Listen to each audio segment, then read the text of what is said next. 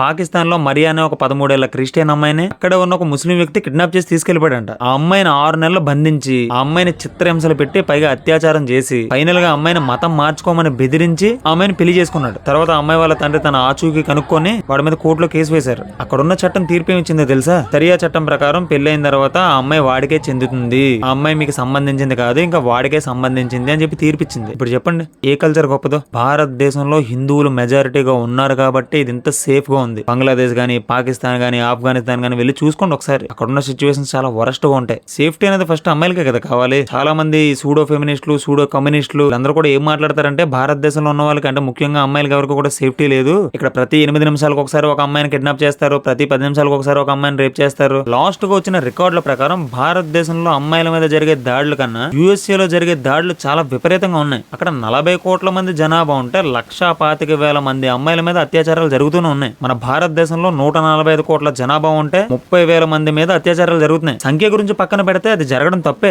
ఏ దేశంలో ఎక్కువ జరుగుతుంది? అగ్రదేశంగా పిలువబడే US లోనే కదా సేఫ్టీ తక్కువ ఉంది. US అనే కదా చాలా దేశాల్లో సేఫ్టీ తక్కువ ఉంది. అన్ని దేశాలతో పోలిస్తే మన భారతదేశం ఇంకా సేఫ్టీగా ఉంది. 140 కోట్ల మందికి 30,000 మంది ఎక్కడ? 40 కోట్ల మందికి 1,25,000 మంది ఎక్కడ? మన భారతదేశాన్ని బయట దేశాల దగ్గర ఎంత చీప్ గా చేసి మాట్లాడితే అంత హ్యాపీగా ఫీల్ అయ్యే వాళ్ళు మన భారతదేశంలోనే చాలా మంది ఉన్నారు. ఎథీస్టులు అనే పేర్లతో కొంతమంది, కమ్యూనిస్టులు అనే పేర్లతో కొంతమంది, సూడో ఫెమినిస్టులు అనే పేర్లతో కొంతమంది, వీళ్ళందరూ కూడా ఎప్పుడు కూడా సనాతన ధర్మాన్ని బ్లేమ్ చేయడానికి ఉంటారు. కానీ పక్క దేశంలో ఉండే కల్చర్, అక్కడ అమ్మాయిలకి జరిగే అన్యాయాల గురించి ఎవరు కూడా మాట్లాడరు కదా. ఒక 13 ఏళ్ల అమ్మాయిని ఎత్తుకెళ్ళిపోవడమే తప్పంటే ఆ అమ్మాయి మీద అత్యాచారం చేసి 6 నెలల పాటు ఆ అమ్మాయిని మతం మార్చి మళ్ళీ పెళ్లి చేసుకున్నాడంట. ఇంత మత పిచ్చి ఏంట్రా మీకు?